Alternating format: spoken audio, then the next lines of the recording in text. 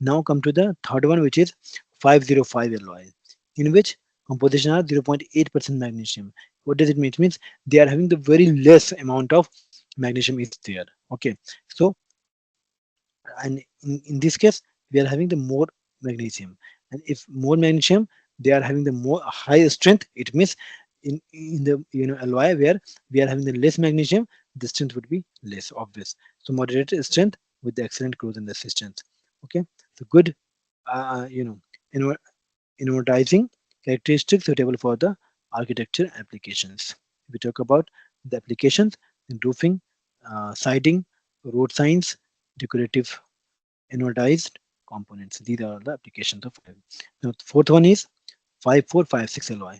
Composition 5.4% magnesium. Here it is, very high as compared to this one, 503. 4.5%, magnesium is there.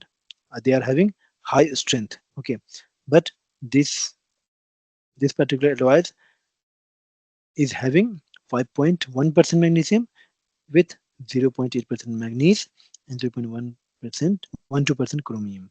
Properties very high strength and toughness. So here the toughness is shown, but you can think about the very high strength, but less than this one, 5083. Okay,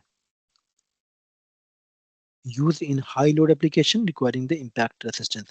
Why is the high toughness? The toughness is high here, and I hope that you are able to recall what is toughness. I have already taught you many times, or 3 or 4 times as I am able to recall, right? But anybody don't know, then you can ask me one. Okay, just let me explain as well. So toughness is just simple. The energy or the strain energy is stored inside the material during the deformations. So when you apply the load, the amount of energy that you are the load, what load is the basic energy, that load is going to deform the due to the loading, the material will get deformed, and the deformation will basically occur due to the applied load. It means applied energy. So the same energy is going to stored inside the material during the deformation.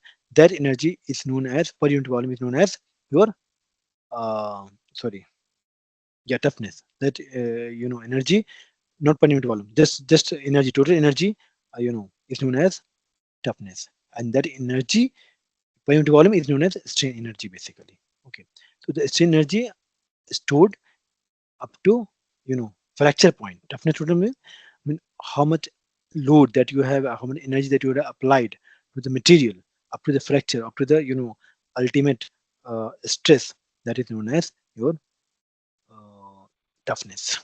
Toughness means basically how the strain energy that a body or a material can sustain or can store. That is known as toughness.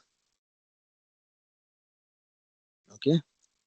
So now this is application military vehicles, marine hulls, and storage tanks. These are all the examples of, these are applications of 5, 4, 5, 6 alloys.